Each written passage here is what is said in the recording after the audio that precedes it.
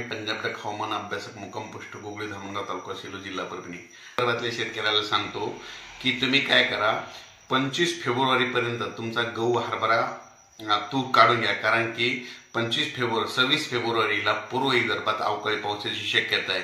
काय होणार आहे, उत्तर प्रदेश